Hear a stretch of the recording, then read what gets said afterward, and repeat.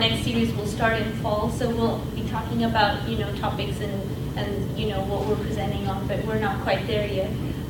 Shalin is going to talk about, Shalin Haidu is from the Office of Mediated Education, and she's an instructional designer, and she's going to be talking about teaching case studies and e-learning. So, great, thank you so much.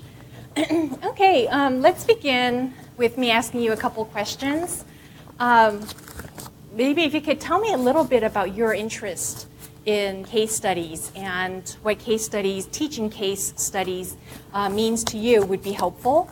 And if you have some questions, I'd like to be able to address them. The presentation is already done. It's a little bit long, so I'm not going to hit all of it. I'd like to give you a bit of a flavor of case studies and then also fit in some of your questions. So any volunteers?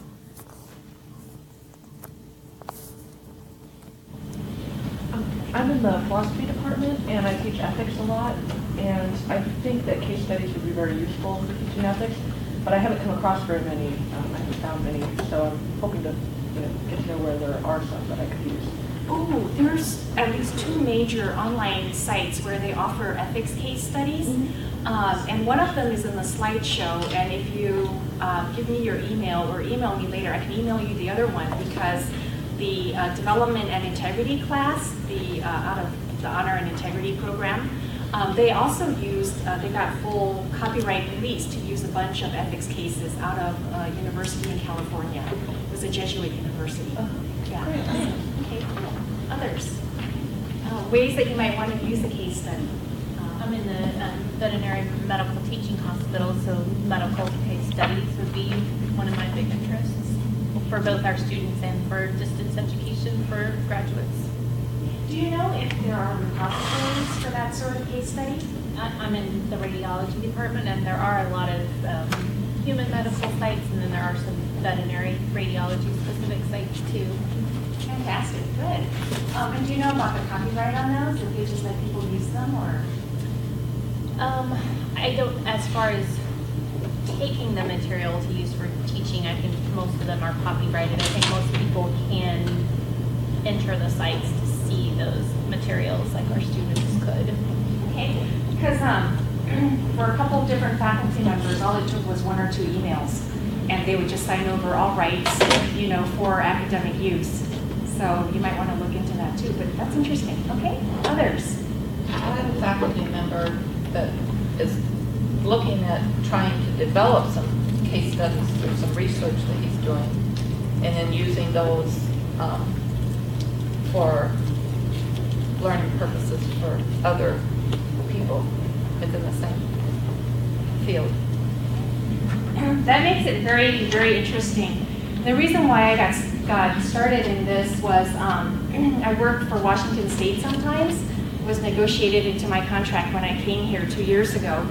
And I got to write a case study on gaming, Native American gaming. And it's been a year since it's been written about, I think about a year, and it's going through the tribal network to get approved. And so I have firsthand experience with writing one and developing the materials for it. So that would be something interesting also to talk about. Okay, good. Any others? I'm a faculty member in horticulture and forestry. So my interest in case studies is how they can teach problem-solving skills, which is very parallel, of course, to probably everyone's interest in that. And I've published 2 case studies in an applied horticulture journal called Hort Technology that generates lots of interest. It's great when you have other colleagues around the world emailing you saying, tell me more about this aspect of the case study or that aspect. And it's been a really beneficial thing for the teaching aspect of my career too.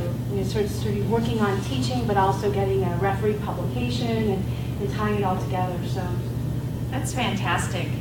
Do you own rights to the cases you've published, so you could reversion it maybe in a more public repository? I'm just curious. Actually, they're both on the web. So via the publication, which links to the web, they're just available to everyone to use for free who might want to. Okay, when we get to the end of the presentation, if you can give us the URL, if you don't mind sharing, that would be really great, if you don't mind. Okay, good. Any others?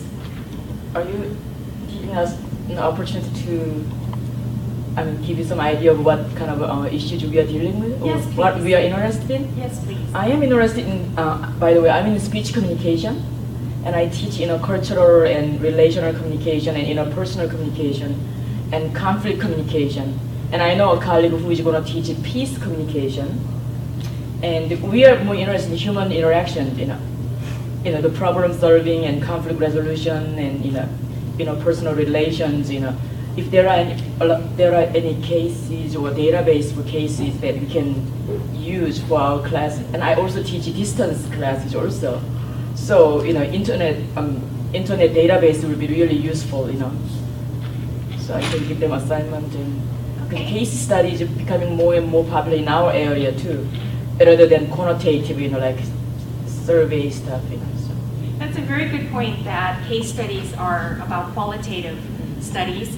If you email me, sometime later, just let me know what sorts of cases you're looking for. I can actually do a quick search for you and let you know if I find anything. All kind of settings, like organizational, corporate, or even family, or national, anything, or even domestic, cultural dispute, or lawsuit, whatever, You're going to find more than you can use. Okay, great. I'm almost positive about that. Are definitely in touch with. I'm totally ignorant, so I can use anything. Okay, be sure to email me because I actually don't go through the sign-in sheets, so I don't know who people are or what you particularly want. But if you let me know, I will do my best to look for stuff.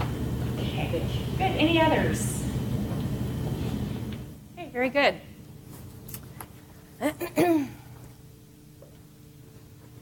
Okay, feel free to jump in or stop me at any time if anything is not clear.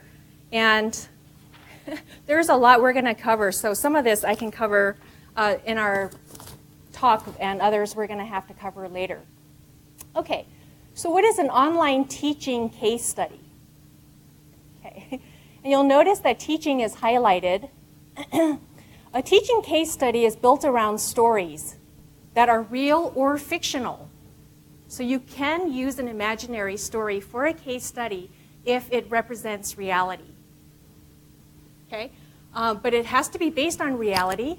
You have narrative elements for cultural and learning accessibility. So because you're telling stories, you have to tell it in a way that your audience can receive it. And different audiences, and you're dealing with intercultural communications, will receive stories in different ways, or they will draw different meanings from it. So it's important to be aware of that piece. Because it's online, you can create a full sensory wrap using digital sound. You can use video, still images. You can use interactivity. You can use games, right? And you can bring live people together in a collaborative way to interact. So you have a lot of value added by going online. Case studies tend to be fact and research based. They tend to be academically cited. Probably when you published, you probably had to cite when you were in a peer-reviewed journal. You have to triangulate your data.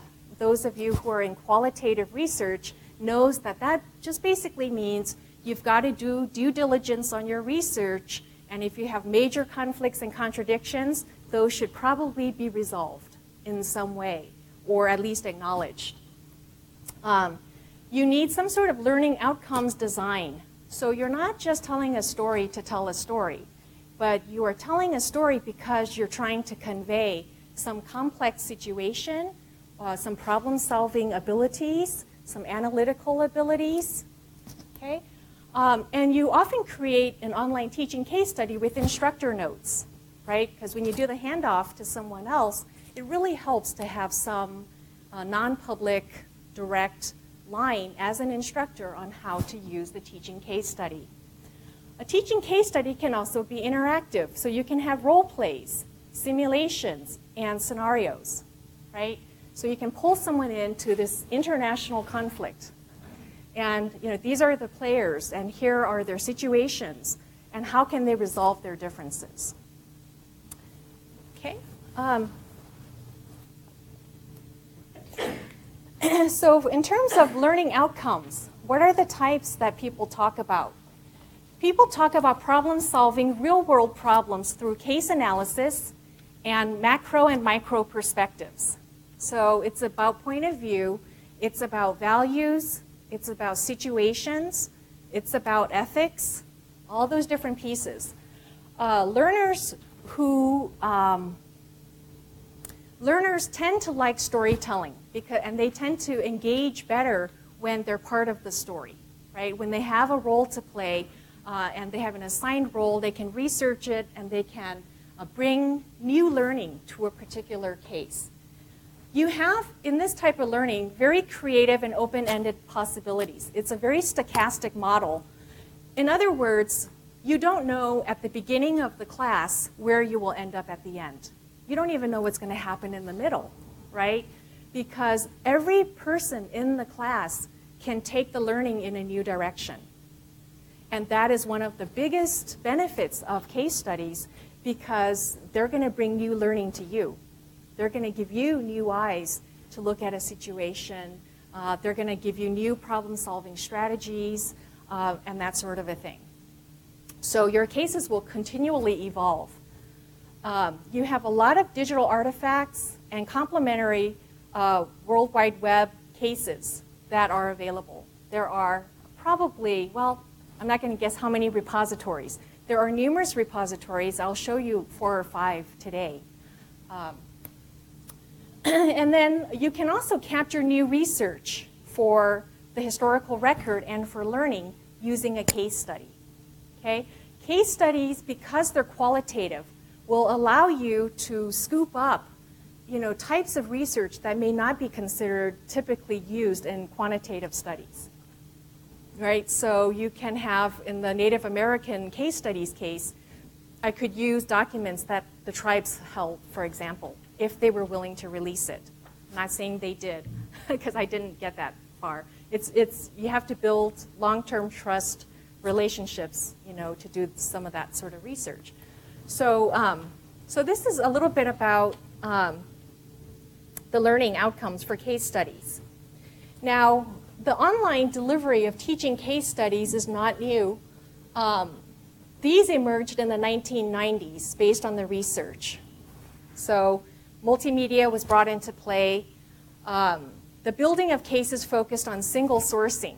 So you would build your contents, build all of your research and your citations, and from that core body of knowledge, you could then create the stories, you could then create the analytical questions, the activities, the role plays, the scenarios, the slideshows, the movies, the videos, if you want to use those. Let's see, you have regionally dispersed participants. So when they communicate, you have synergies that happen. So one person's idea sparks another person's idea, even if the communications are synchronous in real time, or if they're asynchronous. So if a person comes in at midnight to post, and another one comes in at 3 a.m., another one comes in at 7, the ideas still mix, and you still have some benefits and synergies. Okay, and then you also have online a new form of objects, and a few of you I know in this room know what this is. A digital learning object can be a slideshow, a movie, an audio snippet, a speech. It can be any of these artifacts that can add richness to a case. And given the World Wide Web, you can just link to somebody's resource, hope they keep it on the servers, and then refer to that.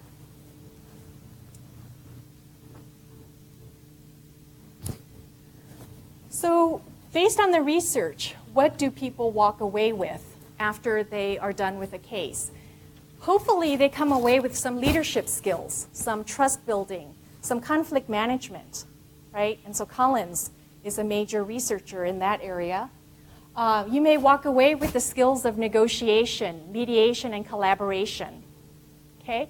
You may have better problem-solving skills.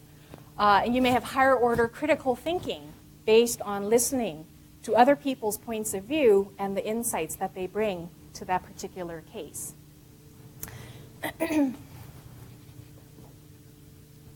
Okay, so if you want to justify your teaching case studies for a grant, or to make it look a little more academic, if you wish, you can create a rubric of outcomes. This one talks about different types of competencies that you will walk away with.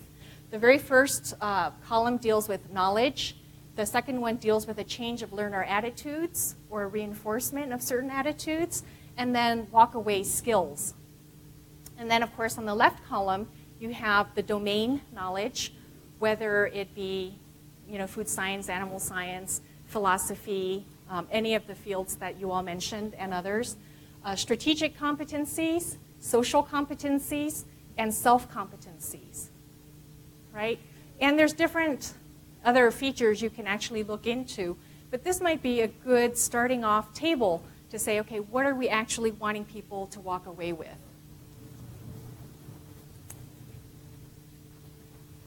Okay, now case studies, for those of you with a quantitative research background, have some weaknesses, and we need to acknowledge that before we go forward with using them. Case studies are N1, N equals 1, which means it's a singularity, it's one case. So how can you generalize or transfer learning from one limited, unique situation to a whole field of knowledge, right? So there have to be some caveats in how the learning is generalized. Academic respectability is something people have to be careful about. Traditionalists are going to say, well, our case is really research. Are these thoroughly, solidly researched? Have you truly triangulated your data? There are questions of objectivity versus subjectivity, data verification, difficult cross-case tabulation. So some people try to do metadata research to try to meta-perspective research to see what do case studies in a certain field say. And it's very hard to get them onto a level field to actually compare because they're so unique and so different. So I think these have a niche in academia, but will not take over. This is one way of learning, one approach. There are higher demands on faculty to be flexible and skilled to teach a case. You have to be very flexible. You have to take ideas that are totally antithetical to your own and be comfortable with that, and to let ideas run their course and let a team run with ideas as they see fit to a degree.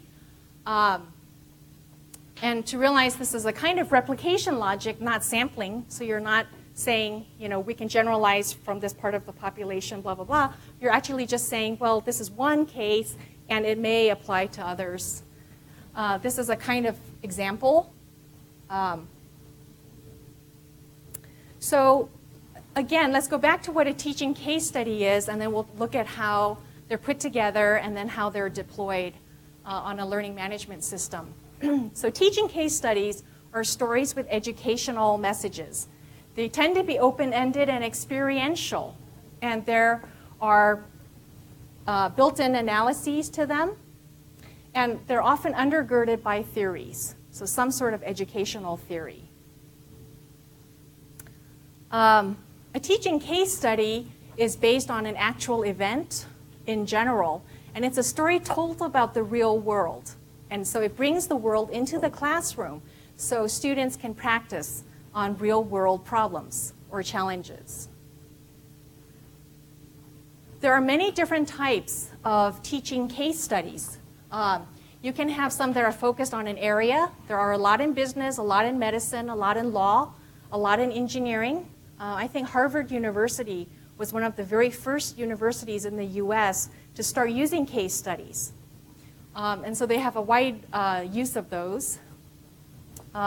You have dilemma cases, case histories, illustrative models.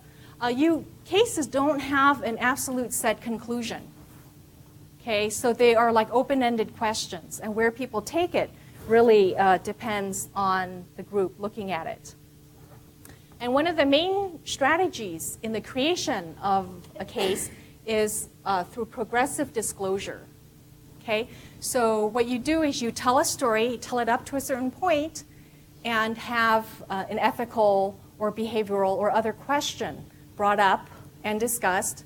Then you give more information, right? That's one strategy that people use very commonly.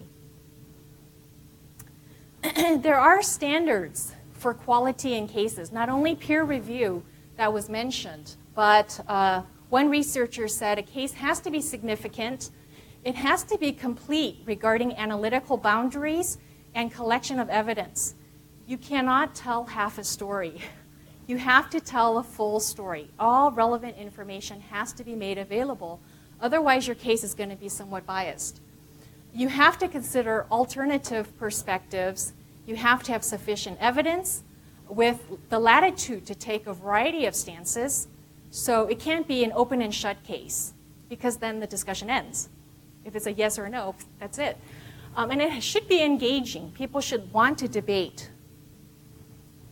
Another set of standards in the literature is by Lin, and the star quality case should pose a problem that has no obvious right answer. It must identify actors who must solve the problem and make decisions. It requires the reader to use the information in the case to address the problem. They must evaluate the problem or potential solutions in a way that they're thinking critically, right? So it's not an emotional response, it's more an analytical response. And there has to be enough good information for good analysis. Okay? And so these are pretty good general, very broad guidelines. And then a quick overview. You want good writing style. You want good multimedia richness. You want applicability to lived and current situations. You want clear learning value. You want clear provenance of information so people can track where every piece of your information came from. Right? So these are other standards to think about. Now, let's say you go ahead and you write a case or you co-write a case. Then you have to take it for field testing in general. Okay, and this is part of quality management. So you want to alpha test it, make sure the technologies all work, make sure the contents work and are accurate. You want to field test it with live people, right? And you want to get learner feedback. And if they see biases, these are things you need to take back to redevelop the case.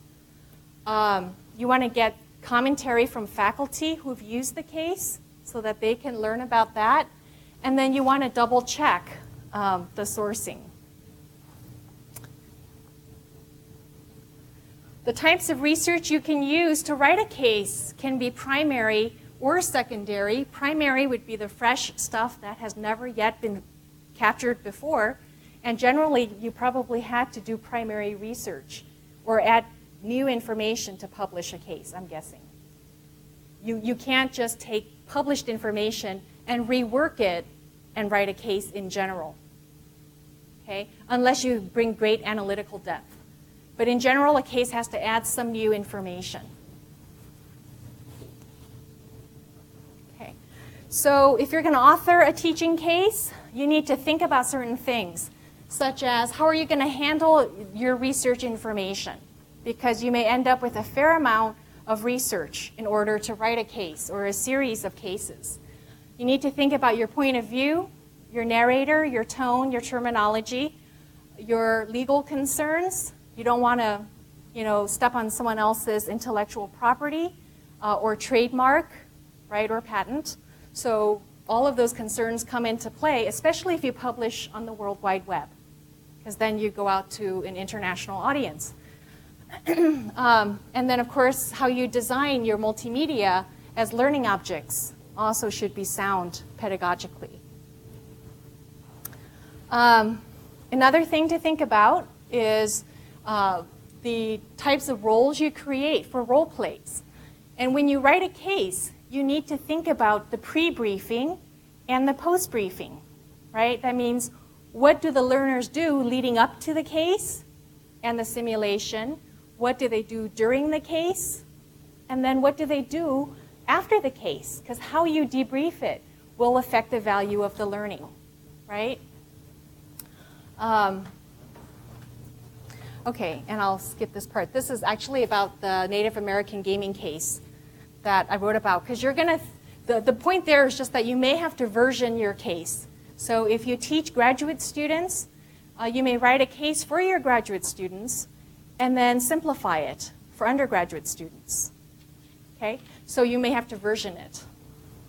Okay, some other legal and ethical and social concerns here. Accessibility just means that the e-learning can be used even if a person has visual acuity issues, hearing impairments, right?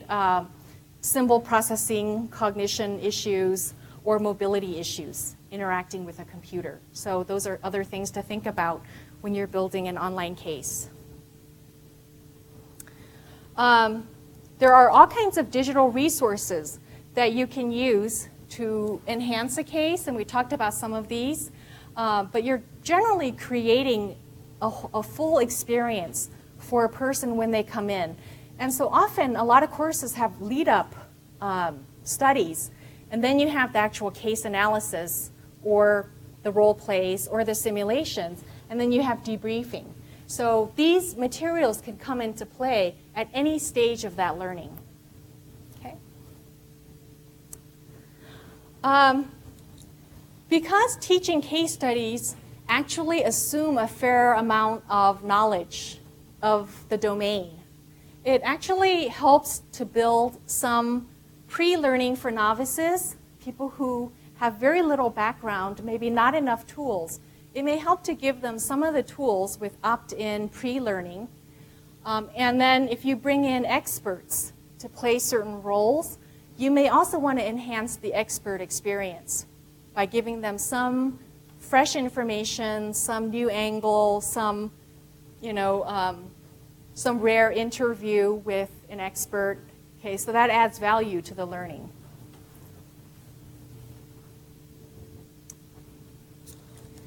Now, when you're going through a teaching case study, you want to be able to capture tacit knowledge. You want to surface, when you look at another human being, you know that human being knows a lot of things and that person has lived a lot of life, they have a lot to share, but it's very hard to draw from another human being what they know and what they don't know. And so part of your design is to be able to pull that out from somebody through assignments, through interactions, through other types of e-learning. So in a sense, you're building a community of learners, and then you're building it in a way so it's safe enough for them to share ideas and share stances. Okay, this image, and you can probably just swipe this off of our website and just take it off. But this says, how do you use a learning management system for the learning in a teaching case study? So you can have some artifacts for learning early on. You can have some live interactive or non-interactive events. You can have some collaboration, a practice simulation. And then you can have certain teaching activities. And then you can afterwards, after the case is over, you can actually build a gallery show, right? So if students did presentations, you can then archive that. And then there could be digital takeaways for whoever participates. Any questions on this? Are you raising your hand or just scratching, Ben? Okay. Okay. Anyone else? Okay. So how do you use a learning management system to set up a case? First, you prepare learners. So you create assignments and activities and interactions so that people acclimate to the domain where they're making that decision, right? So you bring them in and you prime them intellectually. You can have special experiences like field trips, guest lectures, games, or light simulations, right? So you're just priming them so they become ready. When you deploy a case, you can use video, you can use slideshows, you can use text, you can use photo essays. You would use assignments, discussions on your message board, live interactivity, maybe with your students playing different roles in a live situation. So you create a structure so where people can communicate while in character.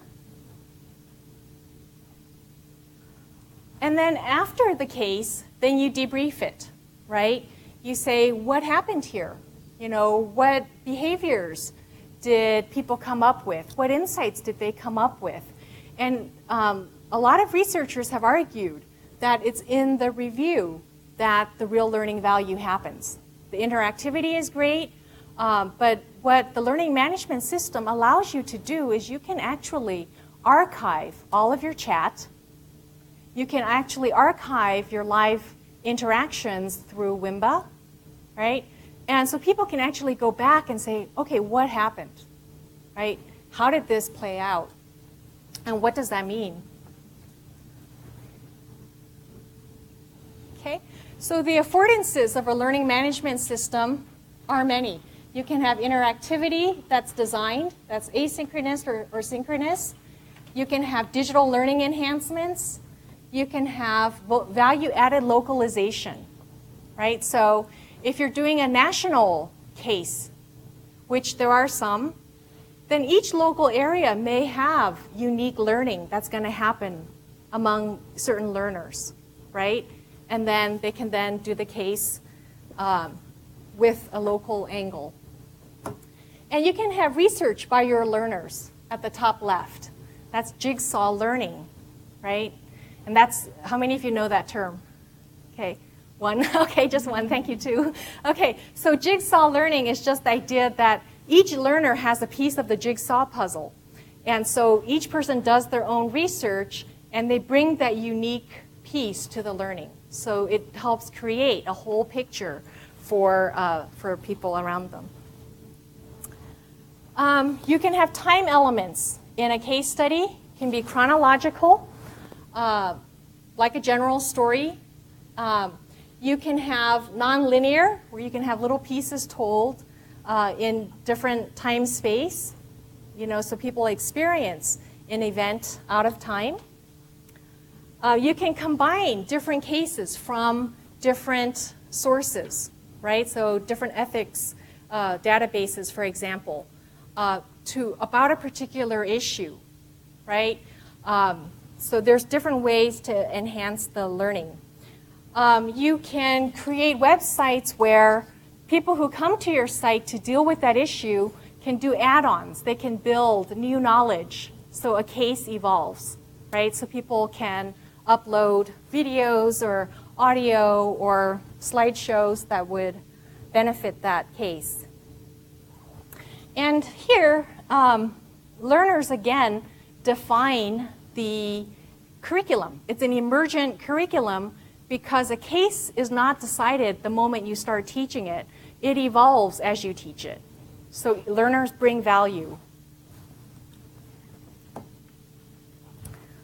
Okay, I'm going to go ahead and I've touched a little bit on the learning ecology that you have online. I'll just leave you with that. I'll skip a little bit past the role plays because I would like to get to some of the samples, some of the websites, and to see what else there are. There are some ideas on how to create your teaching notes. Ways to enhance the learning efficiency. Using a learning management system where you can track learner behaviors and record the interactions. There are ways to, when you inherit a case, when you go to a national website or a global site and you borrow one of their cases, you can build pieces to make it your own. You can localize it, you can create your own assignments, you can throw out parts of the case that you don't want to use and use other cases. And so here is the resources part. There are some national databases where you can find links to various types of case sites. The university, well, this Buffalo site actually has a fair amount of resources. And then the Higher Ed Academy. The National Center for Case Study Teaching in Science, okay, is also a very centralized resource. This is the one that I wrote the Native American case for, and I'm still waiting for it to go online a year later. This is the Evergreen State College tribal cases. The University of San Diego, the ethics cases. This is one of the cases that deals with ethics, but there are others. The Center for the Advancement of Social Entrepreneurship at Duke University. And then this is a little bit of the process of writing a case. And it looks like in the future there will be potentially in some fields repositories of different types of cases with geographically dispersed collaborations, lots of learning objects built around this, and different pedagogical approaches on how to inherit a case and make it valuable. And some of this information was presented at SALT's conference and then also at Sidelight. But I agreed to present this because Shashti said I should. And Shashti Mukherjee is the one who runs the IDTRoundtables. So let me jump out for just a quick second and show you some of the websites. Okay, so this is Case Studies in Science, and this is a fairly major one. It has literally hundreds of different resources and cases that people can use. Another one, this one is the Evergreen State College one, which you saw a screenshot of. And then this is the ethics case one out of the U of San Diego. Like there's one on jaywalking, another one on torture, the SAT and gender, Cliff Notes, right? So lots of different specific cases. And then the National Center for Case Study Teaching in Science. This is the main page. And I was going to ask you for your URL for the one that's yours, if you don't mind. Oh, sure. It's www.hightunnels.org. www.hightunnels.org. That's it? Oh, okay. I was thinking there was more. Yeah, well, we can click from there to get to it. For educators on the left. Okay. And then there's a case study site planning for high tunnel construction. And then there's one below for solving or diagnosing a problem. So number 7? Mm-hmm. Should we go to 7? Sure. Okay. Oh, cool. There's your picture, too. So it says, Jane Drake, owner of Full Moon Farm, is an organic vegetable grower in Riley County, Kansas. And then it goes on. In the past, the outlet for her produce has been local farmers markets and wholesale sales to small retail markets in the surrounding area. This year, Jane intends to start a subscription vegetable service in which local residents sign up to purchase $12 to $15 of her vegetables each week from mid-May through September. She will not produce crops during the winter. Okay. And then could you tell us a bit about the case? With teaching greenhouse management, one of the challenges is helping students understand where they should put the structure on a piece of land.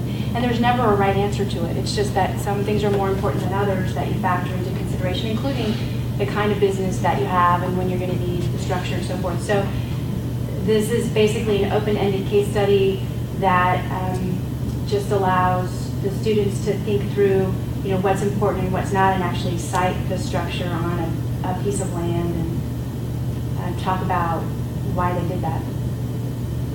Very cool. So you have links to maps, and you have got visuals, There was a 360-degree view of a piece of land, which is kind of nice. Want to show us how to get to it, or is it? It's on the right. It's one of those links on the right-hand side there. Let's see. Panoramic view side. So it just shows the land. Where there's. Is it going to pan? You have to move the arrow on the bottom. Oh, I see. So it's a self-pan. Oh, very cool. Yeah, it's a self-pan. So users have control of this. Very nice. Club pens. This looks familiar. Okay, very cool. Well, Yeah, nice. so just I couldn't agree more about the the web just giving so many options for adding resources to the cases. What sorts of feedback have people given you in terms of emails? This case study actually won a national award, so really positive, because they take a lot of work too. The resources came from, there are a lot of grants right now that along with research and extension or outreach, they also want a teaching component.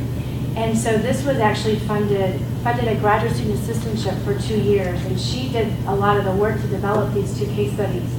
And so a lot of work. If you think about 20 hours a week for 2 years for 2 case studies is essentially what this came down to. Wow. And also including some assessment aspects of that, so that we could do some research and see whether or not the students were learning what we thought they were, or whether or not learning the information this way. For example, site planning was effective as just teaching it as a lecture, some compare and contrast. And we found that it was, but actually students learned the most when they did the case study and heard the lecture. So the repetition, not surprisingly, but that sort of thing has been really interesting. And I like your approach, thinking not of a case study as a standalone, although it should be written in a way to standalone, but as a larger learning sort of situation with human interactivity, facilitation by an instructor if possible, and some other approaches. Okay, very cool. Okay, and any questions for Jane about this? Comments or questions in general about teaching case studies, or how to set one up, or yes? I guess I understand the theory behind it. I just wouldn't know where to get started or how to get started. That's a good question. The comment is, well, I understand the theory behind it, but where does one get started? And I think that good places to start would be when you talk to people in a particular domain, and you look at like a potential, what is your domain again? Radiology. So if I were to ask you, in radiology, what are some skills that people need to know in a complex situation that is very hard to teach that you want to reaffirm? So you can maybe start out with the learning outcome that you want. And from the learning outcome, you would say, well, a person would come to realize this if they experienced this, or if they saw this, or if they were exposed to this. And then you would create potentially a story from that. So you can reverse engineer from the learning outcome you want. Other people maybe think in a different way and would say, well, I would just think of stories that are very poignant and very hard-hitting, something that has deep meaning, that. Yeah, I guess I have a lot of the teaching material and the cases and the things, but actually physically getting it out there. Come see you, your office. You're welcome to. Yes, I'm one of the 3 instructional designers. If the other 2 can also raise their hands in the back, I would be Betty Ward and Shashi Mukherjee. And we would be happy to work with any of you on your cases, and we'd be happy to work with you on the technologies available. And then if there are questions that any of us don't have, we'll ask each other, and we'll make sure to do our best to meet your needs, for sure. How much does it cost to work with you guys? Okay, here's the happy answer. It's a happy and a sad answer. We're free for some consultation, but if it ever gets to creating content or huge long-term commitments like that 20 hours for 2 years, then we have to be remembered sort of when you apply for grants. Actually, it's probably, our Office of Mediated Education will offer letters of support for your grants. We are working with horticulture right now. I don't know if you've heard about that. I'll tell you about that a bit later if you want. But and some others to put together grants for different projects. And So generally for consultation, for probably the first, I don't know, how many hours do you guys want to say? For quite a few hours we're free, but when we have to start creating content, if you wish, or doing huge in-depth, a sinkhole of hours, then we need to start looking at that, because OME is too small to sort of carry the burden of supporting all the various departments on campus. And it's been a little heart-wrenching. Rosemary Boggs has been very integral in helping us try to come to some clarity on that. So I think the word consulting is key, because we're being asked to use the instructional designers in that role, not to have them sit with you and create the whole thing. But we can maybe create a sample for you, or we could help you, in certain things. So it's not as if the door shuts like that, but it's a hard balance. This may be just restating the obvious, but and then clinical sciences with her and vet med, and I'm over on the large animal side. And so I am in the process right now of revamping all of my lectures over to case-based somewhat learning. And my goal is to continue to give them my old set of notes where disease, what you need to know about the disease number 2, what you need to know about disease number 2. And my goal is that the students are actually going to read that material before we come to class and discuss these cases. And then as they sort of build, these are the 6 things this case could have, then that will feed into the discussion of those 6 diseases rather than them just sitting and listening to me go 1, 2, 3, 4, 5, 6. And so it's not really my goal yet at all to do this on an internet, on a web-based thing where the students are sort of self-teaching, which is sort of my impression of what you're talking about. My plan is really just to use this in lecture and sort of see do this as my lecture style versus web online learning. See, now that sounds really interesting. So then the students would get certain symptoms, right? And they're going to say, well, okay, then based on this and based on what we're learning, it'll eliminate this possibility, it'll eliminate this one, it gets much more fun. And I'm physically in the room with them then to facilitate that conversation versus trying to do this over the web, which for me is extremely awkward. I don't feel comfortable with trying to facilitate this over the web at all. I think the web part, I see the use of teaching case studies inside the context of a learning management system with a faculty member leading and guiding and facilitating. I don't see this as just let's go read ethics cases and whatever comes to mind is what you should learn. But those online sites are places where you can say, wow, these cases apply to me. And you email a webmaster or whoever owns those sites and say, can we have free into perpetuity sorts of use for these cases for academic use on a password protected online course site? And everyone has always said yes for those types of copyright releases. So definitely, I mean, there's a space for self-learning, but I think that's when you've reached a certain level of expertise and you can actually make the judgments when you're vetting data. But until you get to there, I don't know that self-learning is all that great. I think something else that I would, we keep talking about taking these cases from these sites and things, and I think that that's a very interesting thing.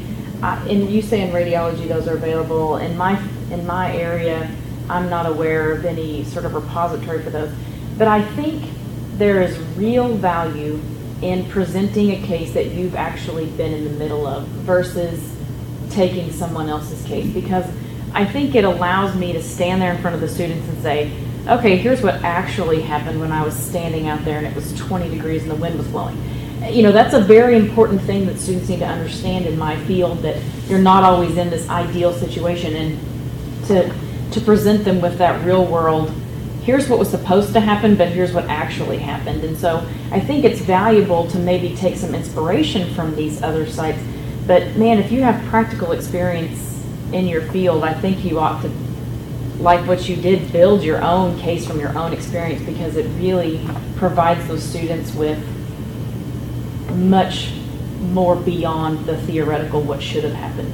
I totally agree with that. And like, for example, it's also your awareness of, because you said when I'm out in the cold and it's 20 degrees below, so when you're making a video and you're doing voiceover, you can talk about the temperature, you can talk about the textures, talk about the smells. you can talk about these things that give a more full sensory experience instead of just, the typical, videography without that rich insight. So, okay, good. Other comments or questions? Yes. We use K-State Online extensively in teaching the Human Needs course, which is a general education, lifespan human development class. And I'm probably naive, but would you help me understand the relationship between K-State Online, IT and IT Help Desk, and Axio? Okay. The Office of Mediated Education, which is the one that we work for here, is the one that has the developers that has created K-State Online and evolved it over the past 8 or 9 years. And Axio is a learning management system that is the underpinning, that's the same technology that supports K-State Online. But Axio is used by a half dozen or more universities and colleges in Kansas, and private groups and a sorority and some others. We've got other clients, and for them, they refer to it as Axio, as that instance of the learning management system. But the same underlying technology underlies K-State Online, except you guys have all the bells and whistles and all the goodies that are possible, whereas some of our clients may not decide to purchase the whole package. OME works very closely with ITAC, which is the Information Technology Assistance Center, and they provide the help desk support for all users of K-State Online and Axio. So they're not available 24/7, but very close to that. They train students to provide the help. They have a very extensive red book of information on everything that they ever will need to do. So they provide excellent support to the users. And if they can't, then they escalate queries on so that people maybe with more experience can then solve the technological questions. Does that answer it? It helps, thank you. Okay, you're welcome. Okay, any other comments or questions? Thank you so much for coming. It's been great having you here.